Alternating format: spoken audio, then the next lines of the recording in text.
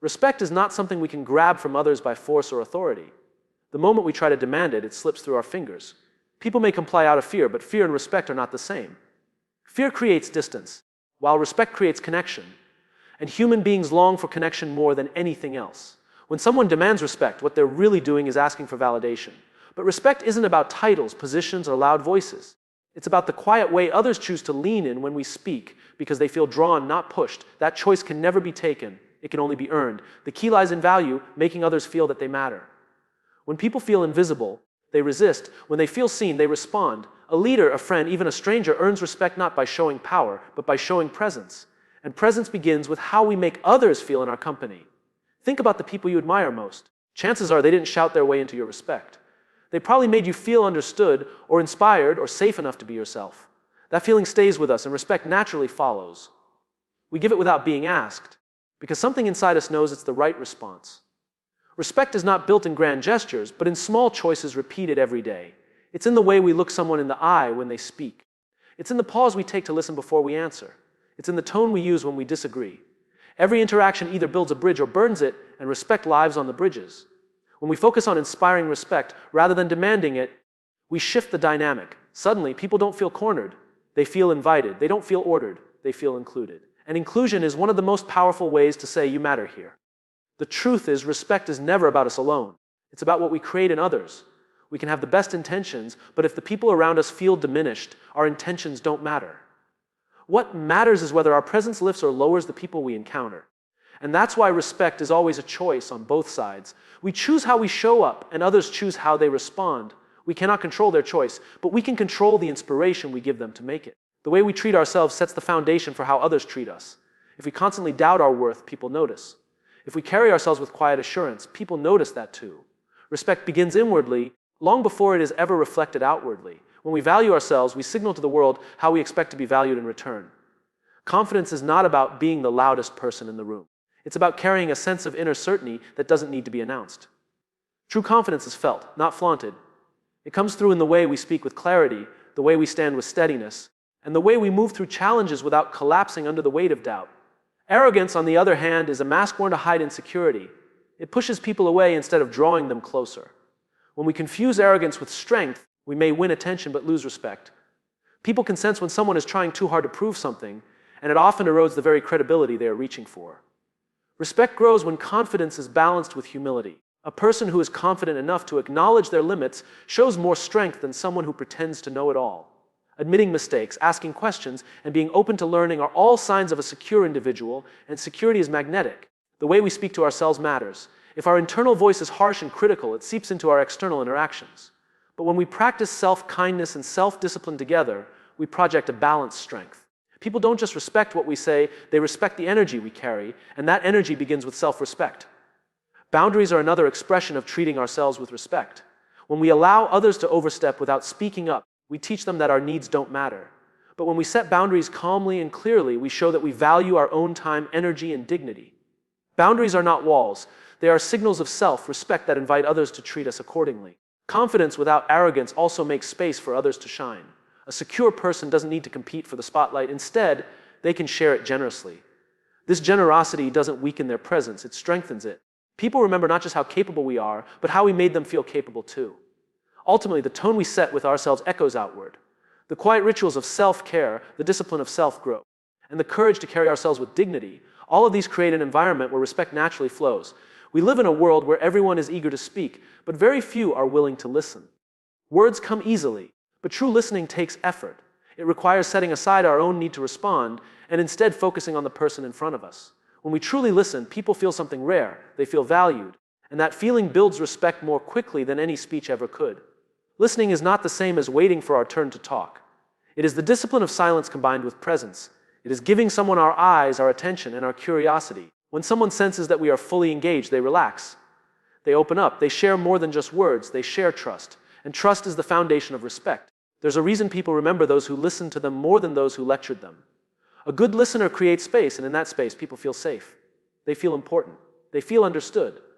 And in return, they naturally give respect to the one who made them feel that way. Listening also teaches us things we would have otherwise missed. When we dominate conversations, we only hear ourselves. But when we listen, we gain insights, perspectives, and wisdom we couldn't have discovered alone. Respect grows when people realize we are not only interested in being heard, but in understanding them. Even in disagreements, listening holds power. It doesn't mean we have to agree with everything said. It means we acknowledge the other person's right to speak and to feel. When people sense they've been heard, they are more willing to hear us in return.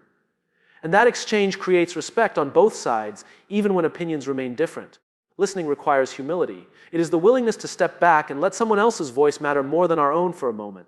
That humility doesn't make us smaller, it makes us stronger.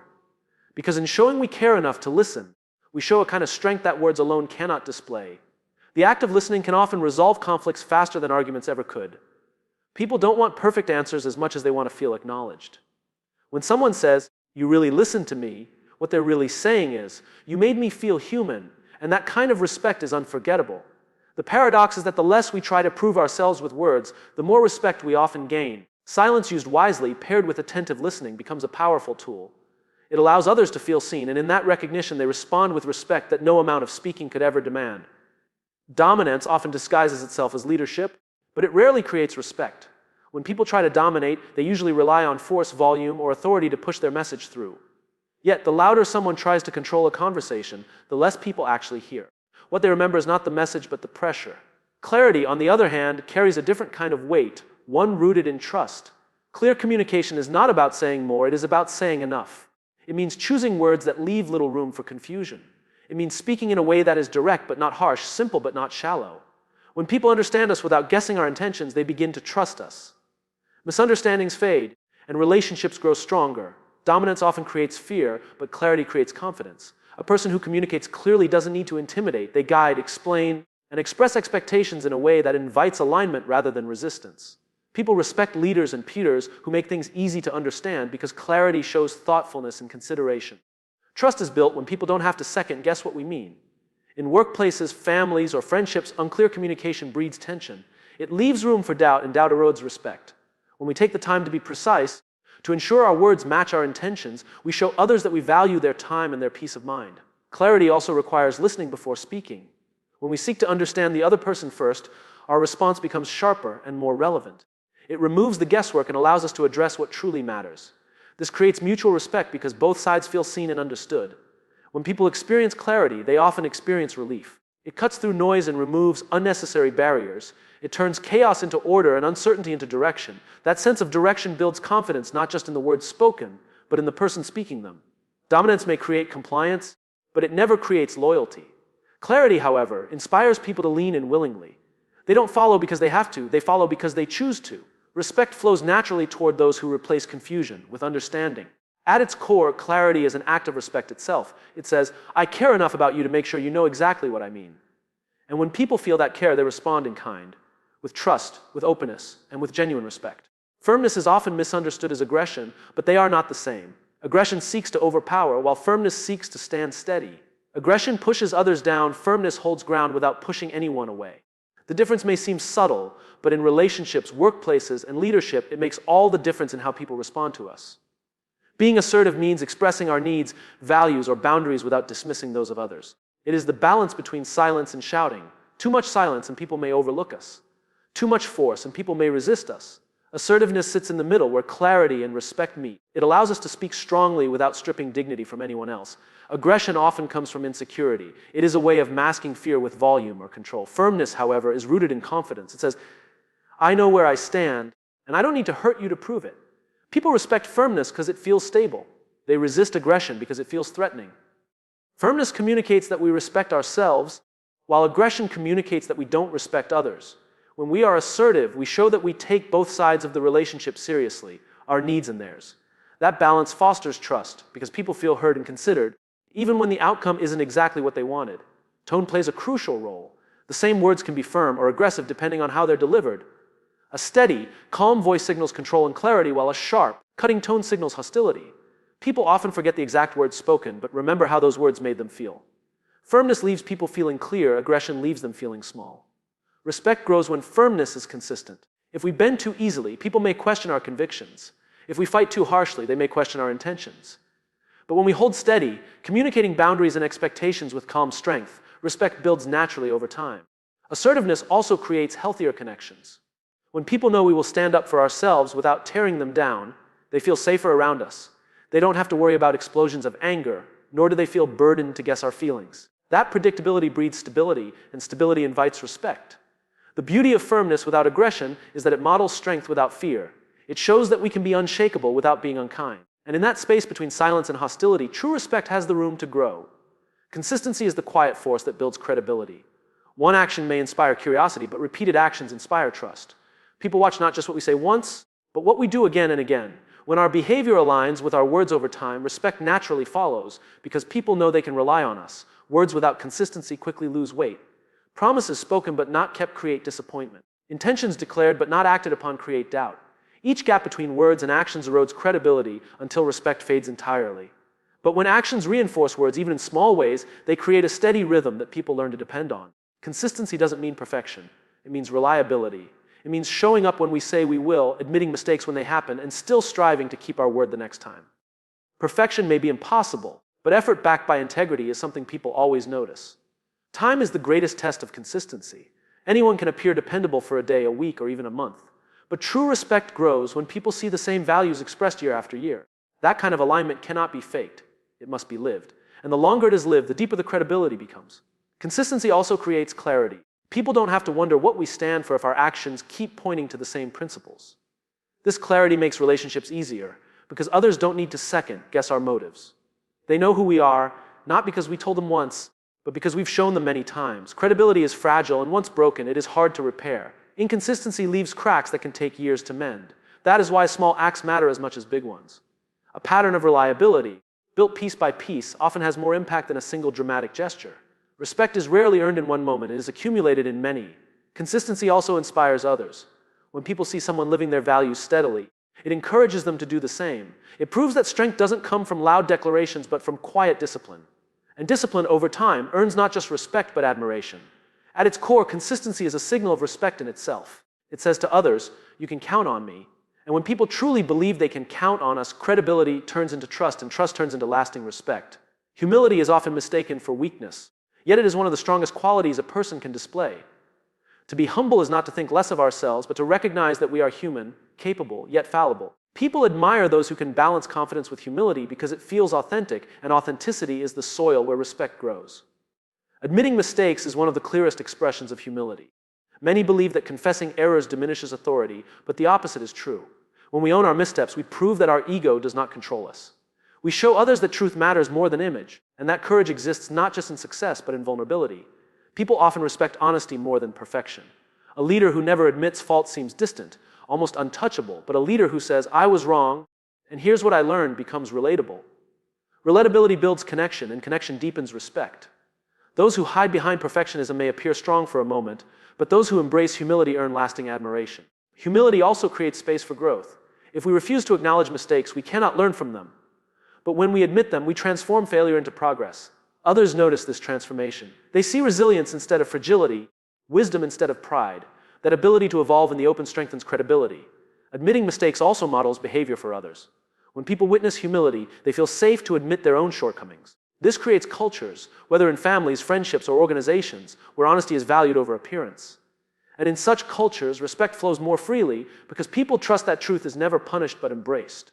Humility does not erase strength, it refines it. A person can stand firm in their convictions and still say, I don't have all the answers. This balance of strength and openness makes others lean in. It reassures them that the person they respect is not hiding behind pride, but leading with authenticity. There is also a quiet confidence in humility. It takes courage to stand up and declare an achievement, but it takes even greater courage to say, I fell short, but I am willing to try again. That kind of courage is rare, and rarity attracts respect. People admire those who dare to be real in a world that often rewards appearances. Ultimately, humility turns mistakes into bridges rather than barriers. By admitting where we fall short, we draw others closer instead of pushing them away. And in that closeness, respect deepens. Because people see not just our strengths, but the humanity behind them. Respect is not a one-way street. It cannot be sustained if only one side gives and the other side withholds.